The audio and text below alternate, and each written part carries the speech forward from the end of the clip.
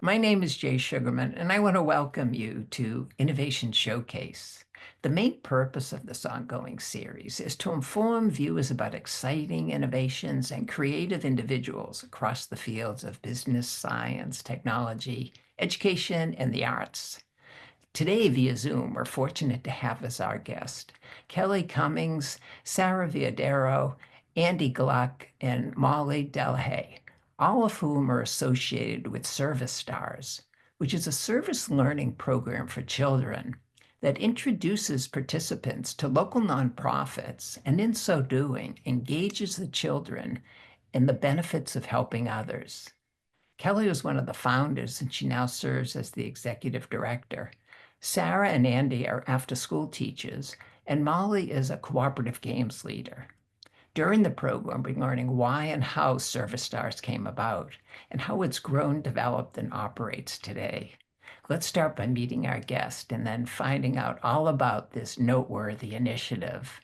Welcome. So delighted you're all able to be here. You. Thank Thank you. you. Thanks, Jay. Before we jump right into finding out about some of the admirable features of Service Stars, I think it would be of interest if each of you would just very briefly share anything else like to about your backgrounds and possibly how you became associated with the organization. Kelly, would you start, please? Sure. Hi, I'm Kelly Cummings. I'm the founder and executive director of Service Stars. My background is in teaching. I was a classroom teacher for 15 years, and I now run Service Stars full time. Nice, nice. Sarah, please.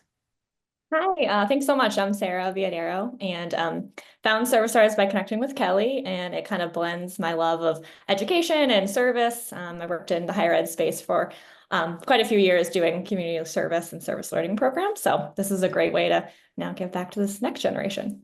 Most definitely, most definitely. Molly, welcome. A few words about yourself, please. Hi, thanks. I'm Molly Delehey, and I bring cooperative games to Service Stars, which is just a chance for the kids to meet each other, perhaps in a bit of a different way, more fun, more playful, and then they bring that into the service projects that they do for the rest of the day. Great, great. Andy, welcome. Thank you, Jay, for having us. My name is Andy Gluck. I'm a 35-year resident of Newton, and this is my first full year teaching at Service Stars. I'm a retired Newton Public Schools teacher. I was a building aide at an elementary school in Newton, and it's very rare in life, Jay, that you have an opportunity to combine all your love interests in one place, which is what I've been able to do with Service Stars. I love the teaching. I love the environmental element of the teaching, which is a passion of mine, and I love Newton, so it just all blended together, and I just love being there with the kids. Oh, that's so great. I mean, it sounds like you all came together for just those very reasons. Terrific, terrific. Kelly, can you continue by sharing maybe from the beginning what inspired you and others to start Service Stars in the first place?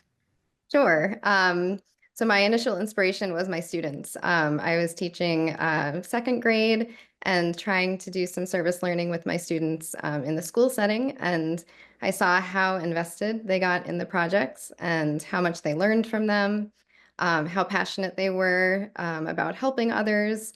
And I really wanted to be able to do more than I could within the confines of the school day and the school building.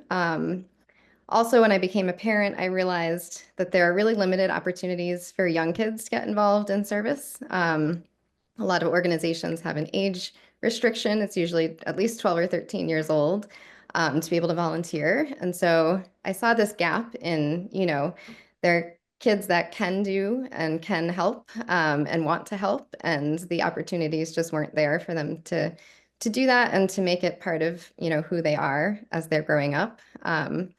And so the idea came from those two places to create a summer camp where the kids were having fun together, learning together, and learning how to give back to their community.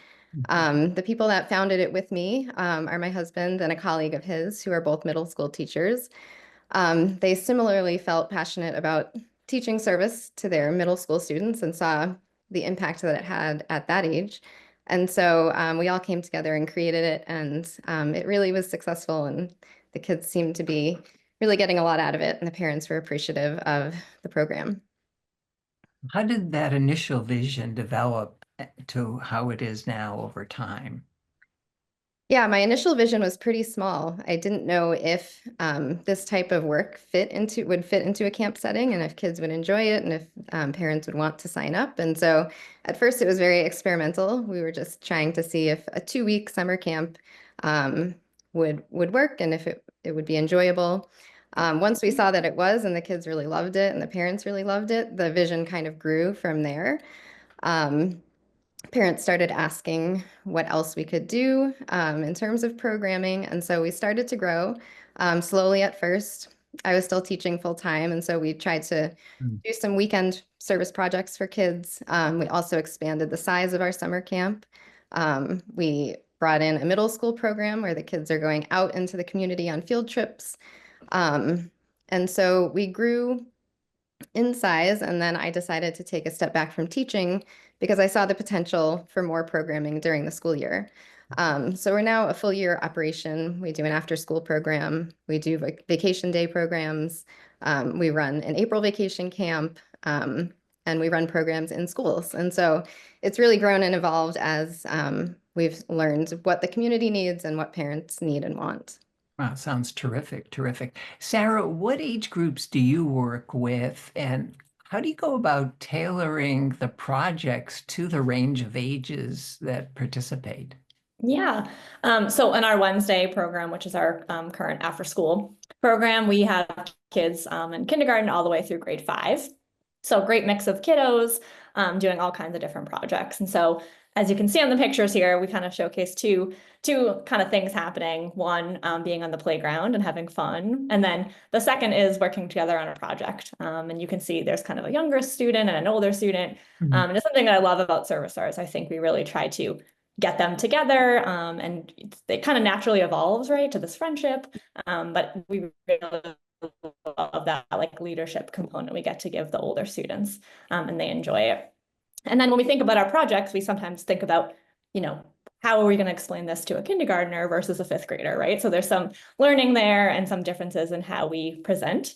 But one of the things we found is that our older students are amazing and they love to give back, which is what we're teaching them to the younger students. Mm. So you can see here in this photo, our older students are explaining a project, and the younger students really look up to them as mentors. So that's been really nice. And then we also think about our themes. Sometimes it looks a bit different. So we are fortunate to get to take some of our older students on field trips. So in this photo, they got to go and help pack meals for Thanksgiving with the United Way. So it's a great learning experience for them. While our younger students were still learning about hunger, still learning about those issues, just maybe in our environment where we could touch upon those subjects a bit more for their level. So we definitely do that, and it's been amazing to see. Terrific, terrific. Andy, building on that, could you give us a sense of what a quote unquote typical day might be like at either Service Stars camp or after school program? Absolutely. I'll focus on the after school program for now because we have a long after school day on Wednesday, which is Newton's early release day. So the kids Mhm. come to us around 12:20, 12:30, and we follow a typical kids afternoon. We have lunch, we have recess, we have snack, but interspersed among those typical schedule pieces is what you see here on the screen. We focus on our STAR curriculum. So we start with a game. And that game can be a way for kids to get to know each other better, to emphasize what we're going to be doing that day. Then we would go into teach mode, and quite often we'll have guest speakers. Here you see one of those guest speakers teaching us about marine biology because we've been studying about animals and the danger of plastics in the ocean. Then we get into what is my personal favorite part, which is the ACT part of the day. And you'll notice the acronym works. We are Service Stars. The ACT part is typically when we do something. We'll do a craft. We will get out and pick up trash in the neighborhood. We will go on a field trip. So that's the A. And then, of course, the last part that's very important for kids is to reflect and to figure out what was the purpose of the teachers wanting us to do this activity and what was our goal today. And the last part I would just throw in there, Jay, is that the program, as I said, goes from about 12:20 and parents pick up around 5:30. There is not a day where not a teacher in the building looks at their watch and says, "Oh my gosh, how could it be 5 o'clock?" It goes That's great. really, really fast, furious, and we think the kids have a blast doing all this. Oh, terrific, terrific. Love your enthusiasm. Molly, building on what Andy was describing, can you share a little bit more about how you and others go about balancing the fun and the play with the serious aspects of community service? Yes, I would love to. As you can see from the picture here, we always gather in a circle. We say hello to each other, we greet each other, and we work together in some kind of a cooperative game. It could be running, it could be building something, it could be acting something out, but they're not games where there's winners and losers. There's games where the focus is to work together. And then Mhm. from that comes this natural connection and ease with each other. And so that I would say is how we balance that, is like bringing them together to give them that feeling of connection, so that whatever then they go do for the rest of the day, they know they've got a buddy with them. Mhm. That's great. That's great. Andy and Sarah, can you share a little bit about some of the local services or organizations, charities that you have connections with? Andy, would you share a few? I'm actually going to let Sarah go first because this slide pertains to one of the operations that she's going to talk about. Terrific. Great. Yeah, so you'll see here, this is a picture from Cradles to Crayons, which is, a Newton staple. A lot of folks know about it. And we're so grateful to have them kind of right in our backyard. So we're able to take students there. We usually walk there. We try to fit it in whenever we can, and students really enjoy this kind of tangible, getting to sort through clothes, doing this great work right here in Mhm. Newton. So that's definitely one that we love. You can see here from our summer camp, we take students to the Greater Boston Food Bank. So, a little bit of a field trip, getting a little outside of our, Newton neighborhood, but still impactful, giving them that really great experience of what it means to volunteer. And, Kelly touched upon like these age restrictions, but you can see that we get to take the students there and they get to see that, which is great. Terrific, terrific. Andy, do you want to add any others? Absolutely. We, oh, there's one other. There we Go go. ahead, Andy. You can. Thank you, Kelly. She's good with that screen. It's fantastic.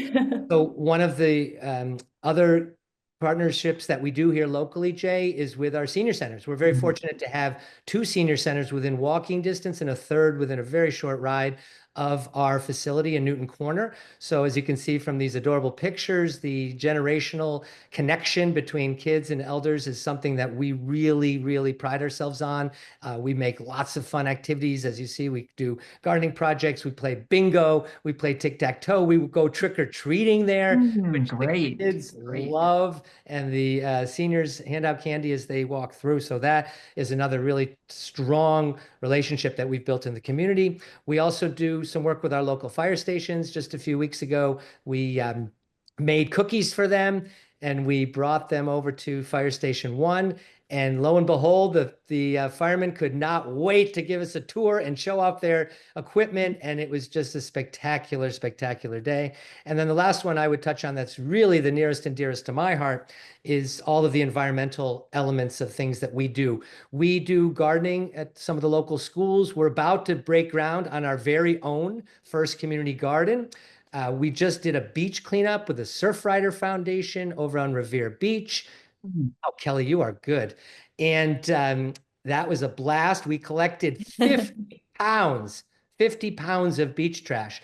And I'm just going to go back to one question prior, Jay, just to touch on it, because Molly did such a beautiful job of showing how we connect kids and make the fun meet the learning.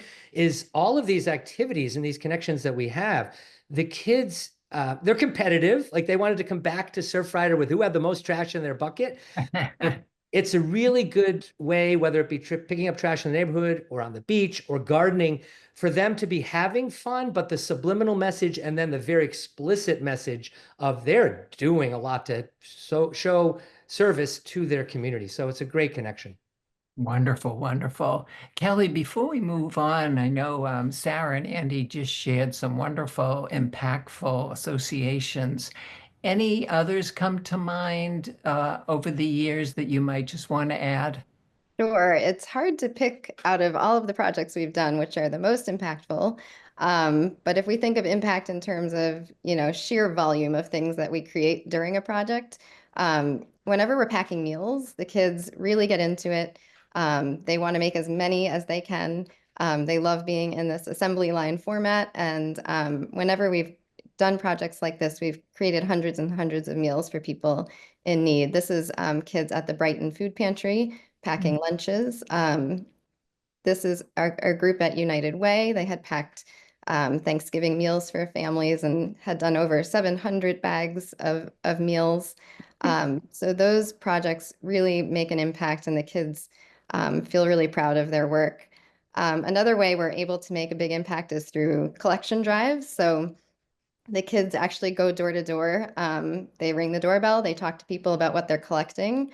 They have flyers that they've colored in. So it's really cute, and people love it, and they want to give to, kids that are trying to make a difference. And so whenever we do these collections, whether it be clothes or food or books, we end up with wagons and wagons full of donations. And that's really a fun way for the kids to make an impact. We also do some fundraisers. So if we think of impact in terms of dollars raised, the kids love this one. It's a walkathon, even though they always run instead of walk.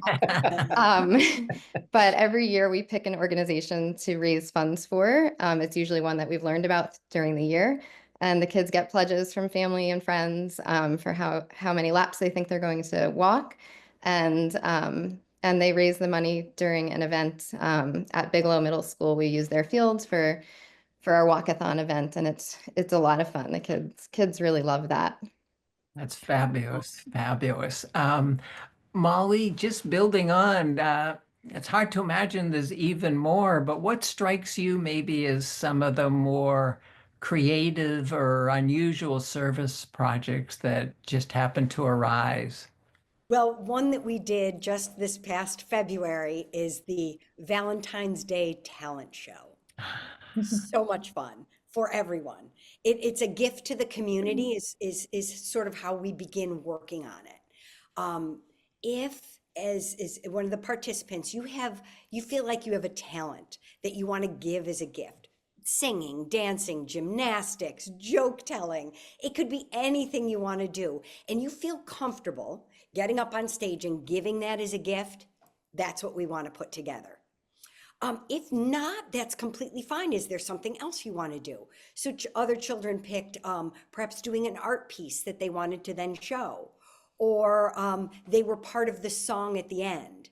So it is truly all of us together creating a time for the community to come in and feel the love. So we use Valentine's Day for that love. And you can do whatever you feel comfortable doing. I bring the music, they bring the fun, the songs, the movement, whatever it is, and it all comes together. And I got to say, we've done it twice now. And it's always this remarkable feeling of when it comes together and the community responds and the kids see that, and everything just seems to grow, and that feeling of connection and love is just palpable in the room. And everyone leaves with a rose and a Oh. really great feeling in their heart. So I would focus on that. That's a really fun one. Oh, that's a terrific one. And just hearing you explain it in your enthusiasm, I want to figure out some talent and participate too now. That's I love terrific. that. That's terrific. Um, Kelly, how do you and others, given these range, keep in mind that things are age appropriate, meaningful, moving forward? How do you figure out that planning aspect before you do these initiatives in the community? Yeah, that's a really fun process amongst us as a group. We meet every week. We plan our activities, and we always are thinking about how to make it age appropriate for different age levels and fun. We know it has to be fun. We want it to be fun, and so we're always thinking about ways to kind of work those things in. This picture is of a field trip. We take lots of trips into the community because we know that's fun for kids. This is our trip to the beach for the beach cleanup. This shows students, going grocery shopping to put food in the fridge, cradles to crayons, as we've mentioned. We also try to address a variety of interests for the kids. some kids are really artistic, and we like to find ways for them to use that talent or that interest in a way to give back to the community. Some kids love to sell things, and so we do some, Mm. some sales. This is a dog treat sale for the MSPCA. Some Wow. kids love to bake, and so we do projects where we're either cooking for people in need, or maybe we're baking cookies and selling them to raise money for an organization. And so we really like to try to address different interests and needs of the kids. Some kids love being outside and really need and want to move their bodies and move around and love the environment. And so we try to do a lot with that as well. Terrific, terrific. Sarah, what are some of the challenges about teaching service learning to, say, younger children? Yeah, I love that question. And I was thinking about it and thinking, it could be a challenge, but we sometimes like to say it could be an opportunity, right, for us to tackle. But I think it just gets us out of our comfort zone a little bit, because sometimes the kids will ask questions that maybe we weren't expecting. And so we have to just kind of address that kind of in the moment, as do teaching, right, teachers. And so sometimes it could be a challenge because maybe we're not sure how to answer that, or, we don't have enough time to address what they, are thinking about. But I think our opportunity piece is we'll do this teaching, then we can kind of take some kids aside, read a book with them, look up something that they might be wondering about. And so we always try to frame it in that opportunity way. But it's exciting. It kind of gets us out of our comfort zone, gets them out of Mm. their comfort zone. And so I think when we get those little, tidbits of information and those moments, we're able to help students feel great and feel inspired to do what they want to do. So. Wonderful, wonderful. Kelly, what's been some of the reaction and feedback you've received or overheard from parents or some of the children? Yeah, a lot of appreciation from parents. I think a lot of parents feel that these are activities that they want their kids to be doing, but they wouldn't be able to necessarily pull them together, in their busy lives as parents. And, as educators, we kind of have a different approach maybe than parents would. And so um, parents are just really appreciative that we are kind of thoughtfully putting these projects together for their kids, and that they have the opportunity to participate in things that typically, they wouldn't. And from kids, they really love it. They enjoy not only the service piece, but all the games that Molly plays with them, and all the ways that we try to work fun into the day. They seem to feel connected to us and to each other, which is important to us. We want them to feel like they're coming to a place where they belong, and that where they're appreciated. And so we've gotten a lot of positive feedback from both kids and families. Mm. Nice, nice. Molly, what lessons do you and other staff members hope children participants come away with from their time with Service Stars? Well, I hope the kids feel that sense of empowerment that they can do this. Mm. They can do this. And when they do it with others, it's actually fun. And I hope that that's what they feel. Yeah. Terrific, terrific. Sarah, do you have a memorable experience that comes to mind from uh, students, children, parents from their participation? Yeah, so we're constantly, in communication with our families. We send out surveys to kind of ask them, from their lens, what they think their kids are learning, and try to get some quotes from them as well. And so we take that and can kind of use that to inform our lessons and what we want to focus on. And then, we're always just being able to check in with the students and think about, again, those aha moments, right? Those moments of like, oh, you really loved learning about animals. Great. I'm gonna like get some books for you and do that with you. And then, one of the things for me that and I'm sure the team agrees, is anytime that a student wants to do service outside of Service Stars, like that is Mm. just amazing. And so we're doing it on Wednesdays. We're encouraging them to think about it when they're with us. And so our goal, though, is we want them to take it with them into their, everyday lives. And so we've had students share with us about, I went to the food pantry and dropped off food, or I saw some trash on the playground and I picked it up. And we just want to celebrate that, because it's easy to do it when they're with us, when they're in that headspace of Service Stars. But it can be hard to remember that when they leave. And so when they do, it's just that makes our work, that's it. We're doing the good work. So that's really exciting for us. Terrific, terrific. Kelly, from the other viewpoint, not the children, students, what they got out of it. What are some lessons maybe that you've learned from the kids themselves from their participation in Service Stars? I would say one big thing that we learn, and I feel like I relearn it every week, is just how deep they can go in these conversations. We're always working hard to make sure what we're presenting to them is age appropriate, but they always blow us away with like their insights and their compassion for the people that we're helping, and just how empathetic that they can be. And so I think the lesson is to just keep having these conversations that sometimes feel difficult, and keep talking about these topics that are hard, because the kids, they can go there and they can really understand things that we maybe don't always give them credit for. And if you keep having these conversations over time, it really becomes part of who they are and part of their understanding of the world. Nice, nice. What are some of the future goals that you and others have in mind for Service Stars? I'm going to share my screen again. We are always thinking about how to reach kids that maybe don't sign up for Service Stars for different reasons. We would love to get into schools so that it becomes part of their school day. And so we've had schools reach out to us over the years when they hear about the work that we do, asking what we can do for their school community.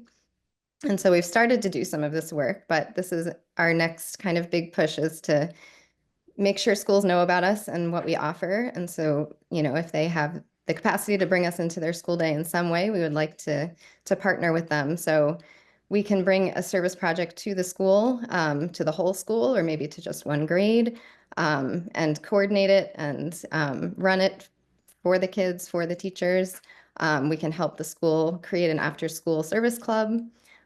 We can coordinate field trips to different nonprofits that maybe the school doesn't have a connection with, but we do.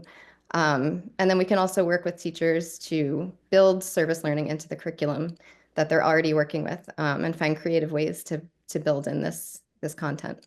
So, Terrific, terrific. yeah. In closing, how can viewers and others find out more, possibly get in touch with you and the organization? Sure. So I'm just going to show our website here, servicestarskids.org. There's a lot of information on our website, including those school programs, as well as our after-school programs, our summer camp. You can find us on social media. We have Facebook and Instagram at Service Stars Newton, and that really gives a kind of a snapshot of the work that we do, in sort of like a time order, so you can see what we did last week and what we did the week before, and it's just kind of Oh, nice. fun to look back at all the pictures and see what we've been up to. And then we are always open to emails and phone calls, and all of that information is on the website. Terrific, terrific. And we'll be sure to put some of that contact information in the closing credits as well. But unfortunately, we've come to the end of the program. I want to thank all of you so much for taking the time to be here. I've learned so much about the organization. Congratulations on what you've done so far, and continued success with future endeavors. Thank you so much for having us. Thank you. Thank you. Also want to thank those of you watching for joining us, and hope you'll be able to tune in next time.